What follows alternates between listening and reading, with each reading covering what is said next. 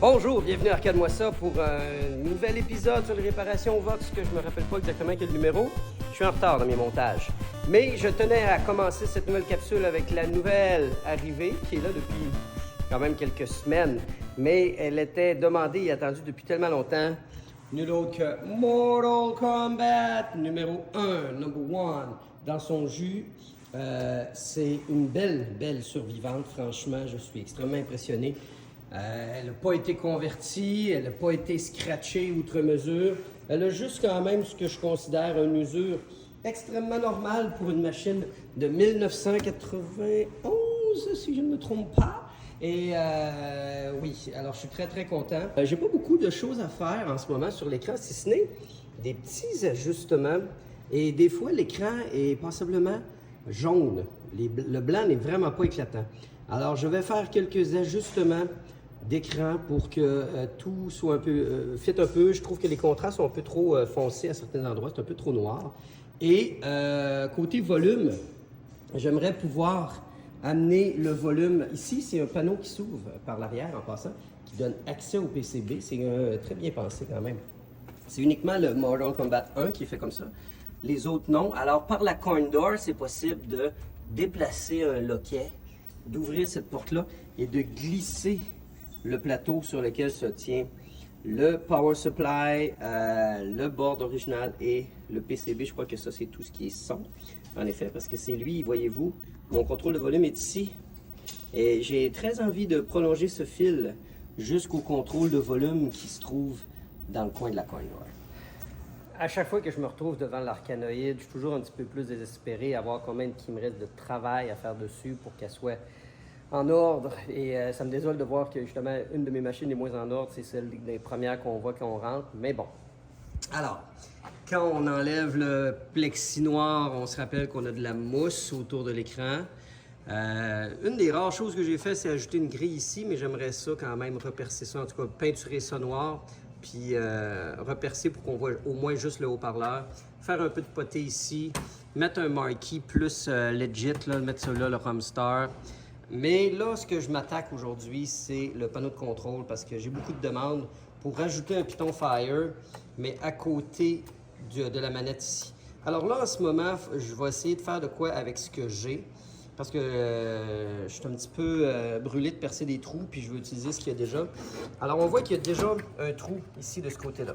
Alors, le meilleur des scénarios pour m'éviter le plus de travail en ce moment, c'est de prendre le Two-Player Start Button qui est juste ici et venir le mettre où le Fire là, et de prendre le Fire qui est ici et le mettre dans le trou qui est juste ici, et mettre un Fire ici.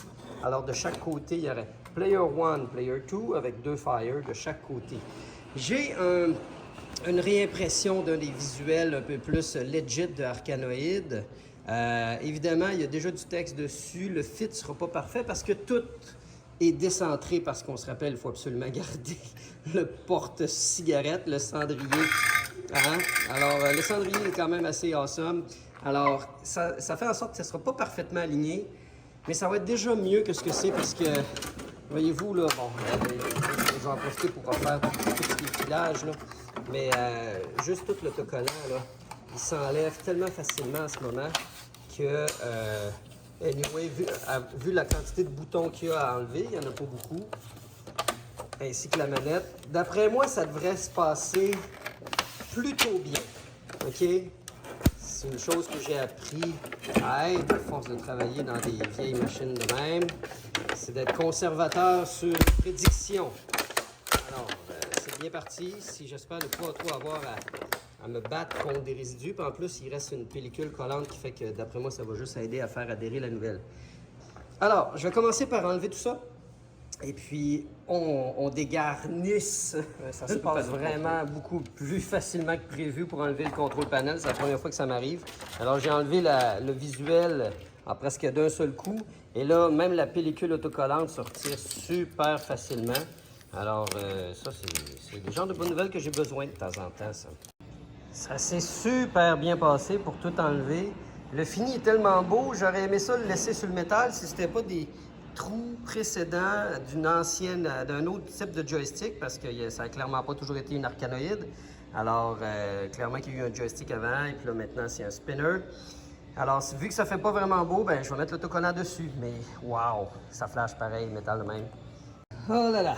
Alors, coup de théâtre. De un, j'ai décidé que j'allais garder ça sur le métal parce que j'ai trouvé 4 vis un peu carriage ball. Bon, j'avoue, c'est des flathead, mais ils font une finition qui est selon moi acceptable pour que je puisse préserver le panneau de contrôle metal. Alors, ils ne rentrent pas trop non plus en conflit avec l'installation du spinner. Alors, tout ça pour dire que je viens de aussi me faire incroyablement chier à limer et à agrandir le trou pour ce bouton-là parce que je ne connais pas les dimensions par cœur, mais à l'origine, c'est des boutons de ce format-là et j'en ai pas d'autres boutons comme ça en stock qui auraient pu être dans le trou. Anyway, je vais chercher à mettre uniquement des boutons style classique arcade. Alors, ça va être ça pour aujourd'hui. Éventuellement, je vais revenir avec ma vraie bonne toupie agrandisseuse de trous qui va très bien faire, mais là, je voulais absolument que ça fonctionne pour aujourd'hui. Alors, c'est pour ça que j'ai limé le trou. Je suis rendu à repopuler tout le panneau de contrôle maintenant. Pour faire changement, je suis encore passablement en retard sur mon horaire, mais au moins, je voulais montrer que... Alors, j'ai Player 1 Start, Player 2 Start. Mes deux pitons Fire sont sur le même fil et le ground a été passé sur tous les boutons. Alors, normalement, si je revire ça dans l'autre sens et que le Player 1 fonctionne, on est rendu à mettre le bouton. Et là, ce que je veux voir, c'est deux pitons Fire de chaque côté. Éventuellement, écoute, ça va tout être en accord.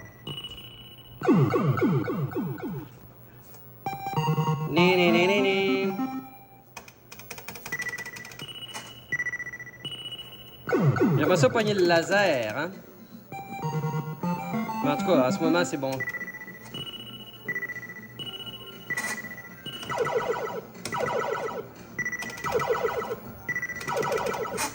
Alors, c'est probant. Les deux boutons marchent de chaque côté. Alors, j'ai mon two player start, j'ai mon one player start. Et mon deux player start fonctionne aussi. Et j'ai fait un beau petit ménage de mon cendrier qui est beaucoup plus accueillant pour ne pas mettre absolument aucune cigarette dedans, on se le rappelle. Ça fait déjà quelques jours que le panneau de contrôle a été refait, il a été mis à l'épreuve et franchement, il tient bien le coup. Il me resterait juste à limer un peu une braquette de métal en dessous ici du spinner pour que cette vis-là, ce carriage bolt-là, soit plus flush avec le reste. Mais sinon, ça fait un super look et ça me donne envie de continuer à mettre du temps dessus. Éventuellement, refaire une vitre avec du visuel de chaque côté, avec le pourquoi de chaque petite pilule dans Arkanoid. Mais pour l'instant, je suis en train de mettre du temps sur la Lord of the Rings parce que c'est sûr qu'elle a été négligée un petit peu. Puis comme c'est une machine payante, ben, je veux que la machine offre le maximum qu'un dollar peut offrir. Et je viens de refaire les Rebuild Kits des flippers avec les kits que j'avais achetés, je crois, sur Pinball Life. Et j'espérais que ça fasse une différence, mais je ne savais pas que ça allait être aussi frappant que ça, dans tous les sens du terme. On avait de la difficulté à faire la shot de l'anneau à cette heure. Le simple effleurer le bouton, paf! La bille rebondit littéralement sur l'anneau. Alors, c'est très, très satisfaisant. Maintenant, une chose que je veux faire depuis longtemps, c'est que cette machine-là a eu énormément de modifications à son achat. Entre autres, il y avait les petites lumières dans les flippers que je me suis pressé d'enlever parce que c'est jailli ça. Mais les side arts, je ne suis pas toujours un très gros fan. Vous saurez que je suis pas mal plus fan de tout ce qui est Mirror Blade parce que ça double la lumière, ça rend l'espace beaucoup plus invitant, plus immersif.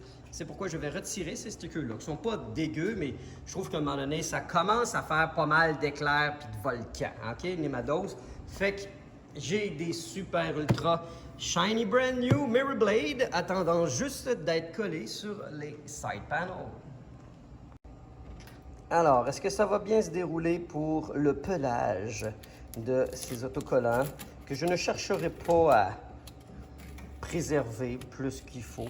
Si ça déchire, tant pis. Je vais quand même essayer d'enlever ça en un seul morceau. Mais d'après moi, ça va déchirer à un moment donné. Mais ça va quand même assez vite. Satisfaisant. Je suis content de voir que c'est pas si bien collé que ça. Ça s'est bien passé pour enlever les autocollants, puis je crois que vous voyez bien pourquoi je voulais, entre autres, passer à autre chose que les side art.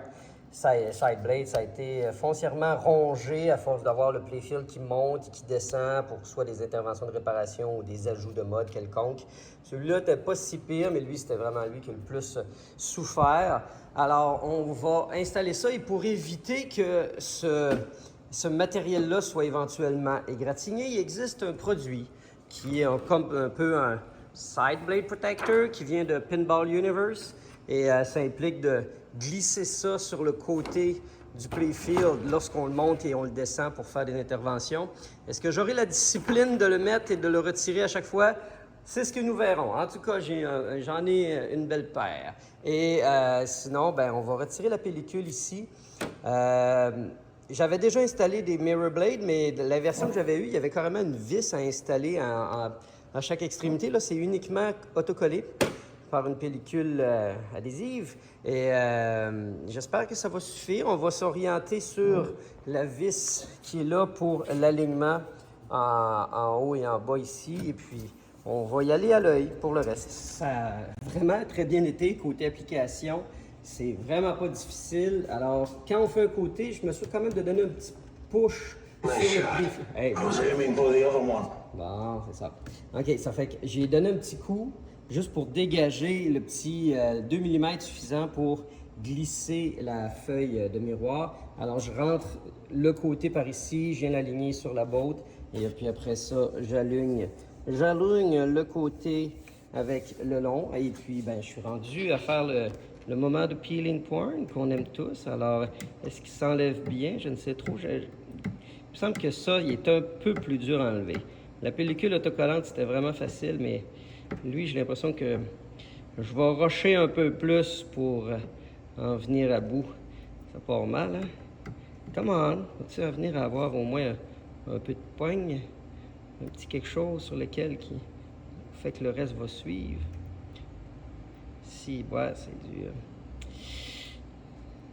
c'est de la pellicule protectrice. OK, on est sur une lancée. Oui! Oh, que ça va faire beau! Alors, je préfère beaucoup plus les mirror blades à les side blades parce que mettre des autocollants pour l'avoir déjà fait, ça, c'est difficile. Mais des mirror blades, ça s'applique beaucoup plus facilement. Alors, je vais faire une moitié ici. Je vais prendre un coup d'X-Acto, puis après ça, je vais faire l'autre côté pour enlever le reste de la pellicule. Il fait aucun doute que je suis gravement atteint. Alors, ouais, c'est une maladie, hein, parfois. Mais c'est pas nous autres, les collectionneurs, qui décidons quand est-ce qu'on doit partir sur la route chercher une machine. C'est la fortune, c'est le karma. Et le karma a frappé il y a à peu près un mois et demi quand quelqu'un m'a contacté en me disant « André, je suis en train de retaper une machine un peu défectueuse, un peu beaucoup. Est-ce que ça pourrait t'intéresser éventuellement si, une fois qu'il est fini de restaurer, ça ferait-tu dans ton bar? » Au-dessus du coup, j'étais comme « Ouf, OK, premièrement, je connaissais pas cette game-là. Deuxièmement, c'est très gros. Puis, troisièmement, j'ai dit oui. » Ouais, fait que c'est ça. Fait qu'hier, je suis allé à Roberval, dans le coin du lac Saint-Jean, chercher une machine particulièrement colossale et qui date, dur à croire, d'une vingtaine d'années. Parce que quand on la regarde, on n'a pas du tout l'impression que ça date de 20 ans. Alors, qu'est-ce qu'on a devant nous? On a une Ghost Squad de Sega, défaite en plusieurs morceaux. Faites abstraction du cabinet ici, il va dégager dans peu de temps. Mais ce qu'on a surtout, c'est la base, l'écran, le module, on a le topper. Derrière ici, il y a le rack pour mettre les guns. Alors, Ghost Squad est une game de Sega qui marche sur l'engine Chihiro. Cette machine-là a eu vraiment besoin de beaucoup d'attention de la part de Michel Tremblay. Merci beaucoup de l'offre.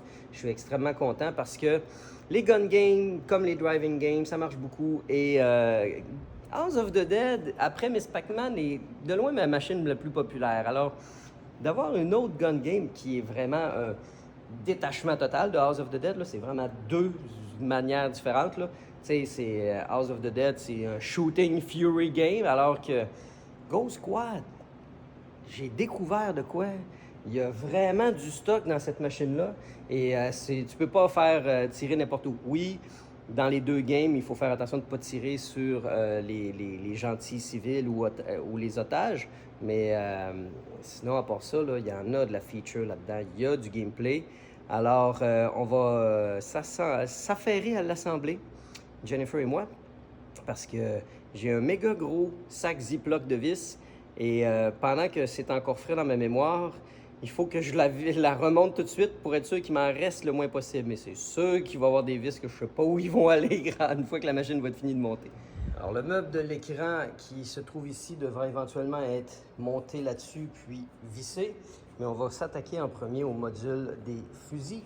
Et voici le ménage qui a été fait dans toutes les vis nécessaires au réassemblage de la machine. Par exemple, ici, c'est les plaques rétro-illuminées qui vont de chaque côté, si je ne me trompe pas, qui vont dans cette section-là. En fait, non, c'est vrai.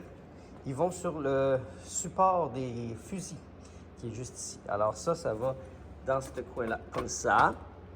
Et puis, ça, toutes les pattes ici vont être assemblées, entre autres, avec toutes les bottes qui sont là. Ça, c'est un couvercle qui va se placer sur le dessus ici, à un endroit où je ne me trompe pas trop. Ah, c'est où la zone des haut-parleurs. Alors, les haut-parleurs qui vont là, ça, cette plaque va là. Et après ça, c'est la plaque de soutien de l'écran qui la maintient sur la base ici. Alors là, on va jouer au jeu de replacer toute la quincaillerie et le déballage, évidemment.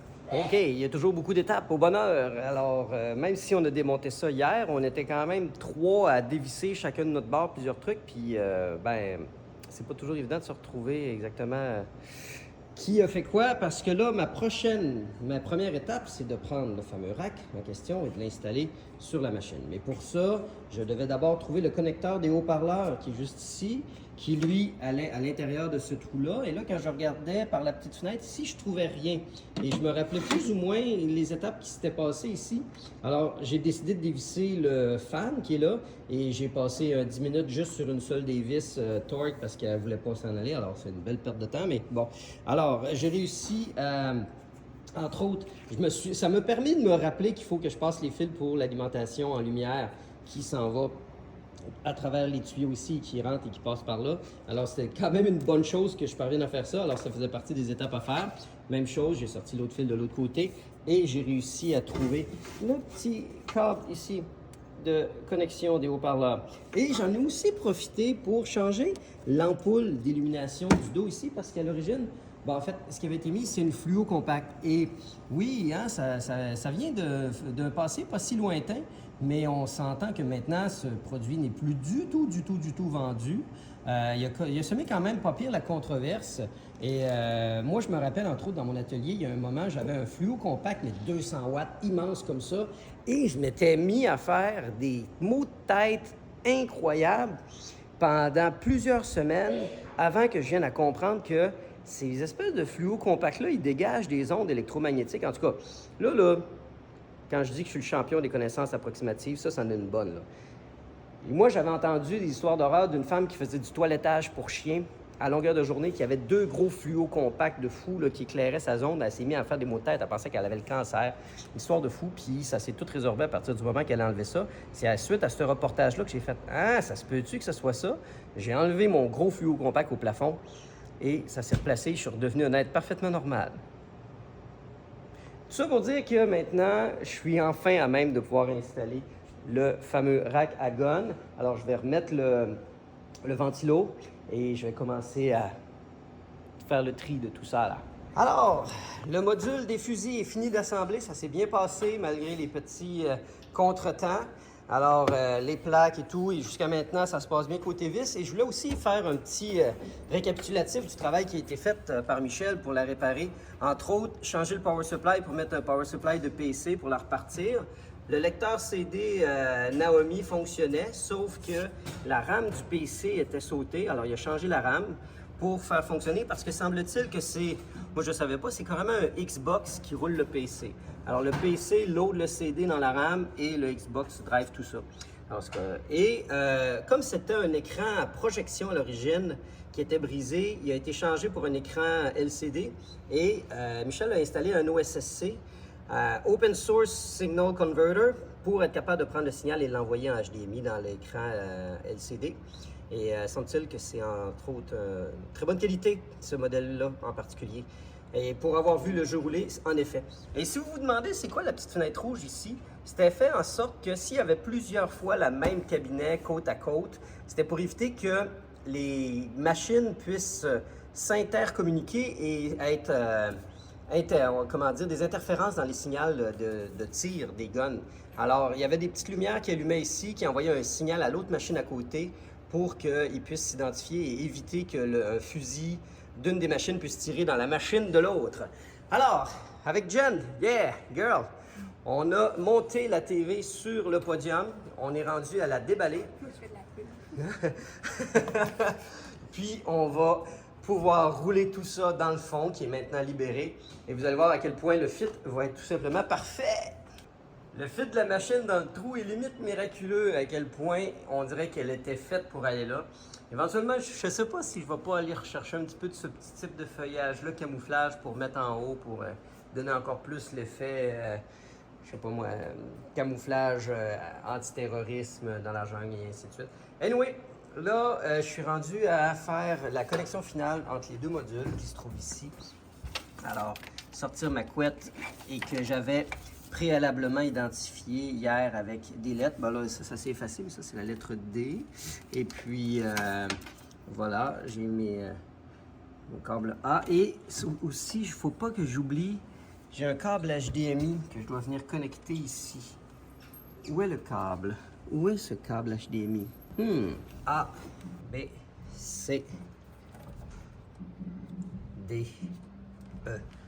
HDMI qui vient d'ici et qui vient se plugger dans le OSSC. Parce qu'à l'origine, c'était une télé à rétroprojection. Et lorsque Michel a pris possession de la machine, il n'y avait plus l'écran à rétroprojection. Alors, il a mis un écran LCD. Et ce qui n'est pas un problème, vu que les sensors sont ici, c'est ce qui fait office de détection du tir du fusil. Donc, on peut mettre un écran LCD dans ce type de machine. C'est pourquoi, justement, on est maintenant connecté en HDMI. Ça va juste... Le seul X, ça nécessite maintenant d'allumer la télé à part du reste. Quand on allume la machine, la télé s'allume à part. J'ai envie de faire un premier test de démarrage, de me brancher avant de tout refermer, de tout visser très solidement. Et aussi trouver l'interrupteur. J'ai l'impression que l'interrupteur on-off est en arrière. Oh. Alors oui, comme de fait, l'interrupteur est en arrière de la télé. Tout semble démarrer. Je dois trouver la télécommande de la télé. Ici, j'ai la télécommande pour le OSSC et la télécommande pour le télé. Alors, je présume que pour le télé, c'est celle-là.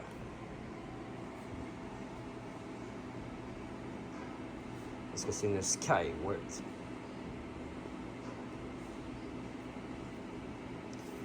Oh yeah! OK. Je connaissais pas cette marque de télé à ce moment-là. Oh, Chihiro Loading a Game Program. Ah! 11%. Ah, d'accord. Mais en tout cas, pour l'instant, tout semble bien se passer. Le topper a été bien connecté. Il y a un petit connecteur à mettre ici en haut à droite. Bon, en fait, à gauche. Et après ça, j'ai bien vissé le topper. Ça c'est mis. Ça c'est mis. J'ai pas de lumière ici. Est-ce que c'est normal? Est-ce que j'en ai là? Non plus. Est-ce que je serais supposé d'en avoir tout de suite ou ça allume juste quand la game est finie de loader? Je vous reviens quand c'est fini de loader. Ouh! Ben voilà. C'est terriblement long à loader la game. Hein? On voit que c'est carrément un PC qui fait rouler tout ça. Alors, ça a dû prendre un bon 5-6 minutes. Peut-être qu'ils m'en ont paru 10 avant de dire qu'on avait enfin la game qui roule. Et donc, j'avais bel et bien raison. Ça s'allume uniquement une fois que la game est en cours. Et puis, sinon, j'ai remarqué qu'il y a juste ce haut-parleur-ci qui fonctionne. Mais à l'intérieur, j'ai vu un connecteur qui disait juste left speaker. Mais il me semble que j'ai juste un seul connecteur qui arrive des deux machines. Donc, de un, il faut que je trouve à régler pourquoi je n'ai pas le haut-parleur de droite. Et de deux, j'aimerais beaucoup bien lever le son. Mais sinon, c'est une très grande satisfaction de voir la machine rouler en ce moment. Oh, squad. Bon. C'est quoi ça? Une erreur. Tout était beau tantôt. Ah, il a dû avoir un connecteur qui s'est déplacé pendant que j'ai bougé la machine.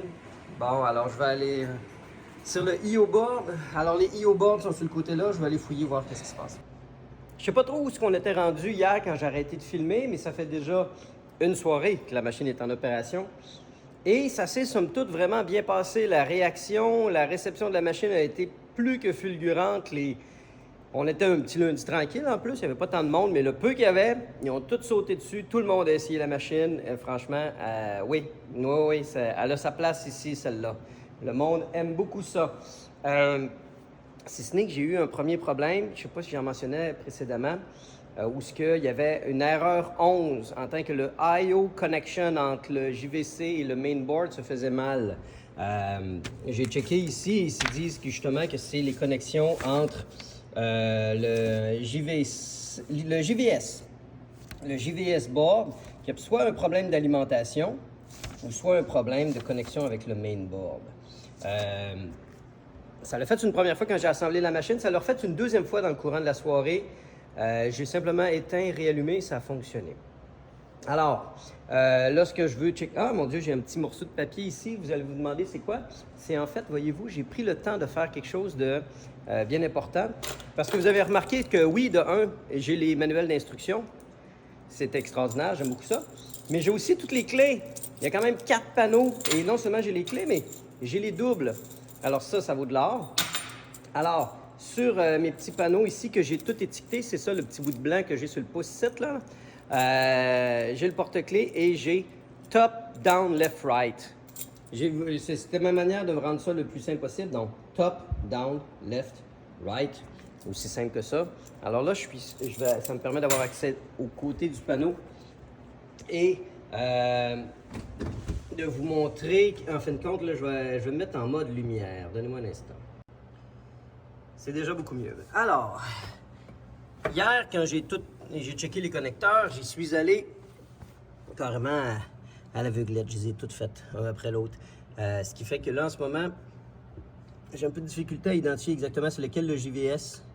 Ça a l'air pas mal un gun PCB. Ça, c'est... Y a-t-il une identification dessus? Je crois que je vais devoir investiguer de manière un peu plus attentive avant de pouvoir me prononcer. Mais c'est clair que ce connecteur-là ici, c'est le seul que je trouve un petit peu shady, que je suis même pas capable de déconnecter. J'ai l'impression qu'il y a vraiment eu un problème ici, là. Je pense que ces connecteurs-là auraient besoin d'être refaits parce qu'il a vraiment croustillé, lui. Et en même temps, il y a une affaire que je pense que vous n'avez pas closé, c'est-à-dire j'avais l'impression qu'il y avait un speaker qui marchait pas. C'est juste que le son était vraiment pas très fort. On dirait que lui, il sonnait une petite affaire plus fort. En ajustant le volume, finalement, les deux haut-parleurs fonctionnent parfaitement bien. Alors là, la game est en train de booter. J'ai encore oublié, ça prend une télécommande pour ouvrir la télé. OK, oui, elle marche, mais ce n'était pas le cas hier. Elle est encore tout aussi intermittente qu'avant. Alors, c'est bizarre parce que le connecteur, il a vraiment donné un élan qui fait qu'elle a vraiment duré une bonne soirée sans problème. Puis le lendemain, alors, là, j'ai encore joué avec les contacts pour me dire, là, je suis rendu à enlever le PCB et refaire du fameux reflow de soudure, de connecteur. Alors, je vais passer tous les connecteurs au complet, faire un petit reflow parce que je veux la mettre bulletproof, là. Il faut plus que ça lâche, là. Voici le PCB fautif en question et c'est pas les soudures les plus clean, les plus brillantes que j'ai vues. Bon, cogné en plus. Alors, je vais vraiment, selon moi, faire du bien au PCB en remettant un petit peu de reflow sur tout ce qui est connecteur. Alors, c'est sûr que dans le meilleur des mondes, ça serait d'avoir mon gun à dessouder, d'enlever l'étain pour chacun et ainsi de suite.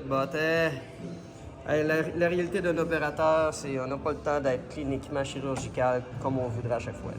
Voilà, le travail est fait côté soudure, mais on est à même de voir à quel point il y a vraiment quelque chose qui a coulé ici, là, qui est une espèce de truc gommant. Il y a quelqu'un qui a vraiment eu un dégât de Coca-Cola. Alors, je vais en profiter pour nettoyer derrière le PCB, la couette ici. Puis, on va s'arranger pour que ça soit propre. Je vais redonner un autre coup de contact cleaner en plus dans les connecteurs. Espérons que ça règle tout pour le bon.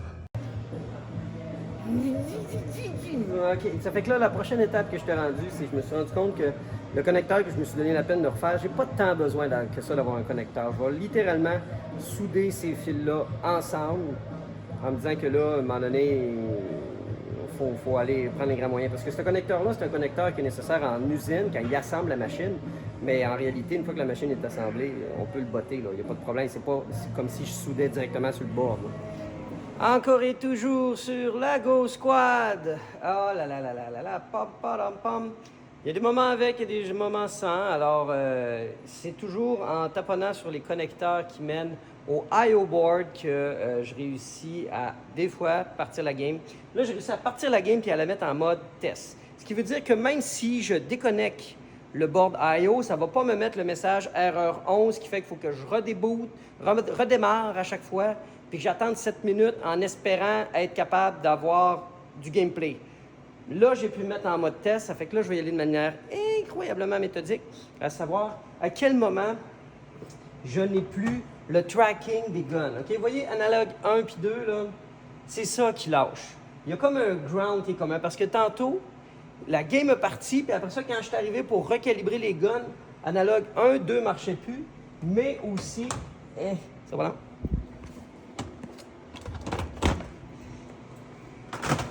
Mais aussi analogue 3-4, qui est le gun numéro 2. Alors, j'ai l'impression qu'il y a un ground commun à ces deux guns-là. Le ground de deux guns qui se déconnectent. Fait que là, vous pouvez voir ici, c'est vraiment tout cet amoncellement de connecteurs-là qui est, selon moi, le plus gros des problèmes. Il n'y a pas juste celui-là que j'ai refait des soudures qui est, selon moi, été éclopé par le Coca-Cola. Alors là, ce que je vais faire, parce que là, tantôt, j'avais l'impression que c'était en jouant avec ça, parce que j'avais pratiquement le feeling que mes soudures n'étaient pas bonnes, parce que j'ai vraiment pensé que c'était le seul et unique connecteur problématique. Mais je me rends compte qu'il y en a sûrement un autre aussi, là, qui fout la chiasse.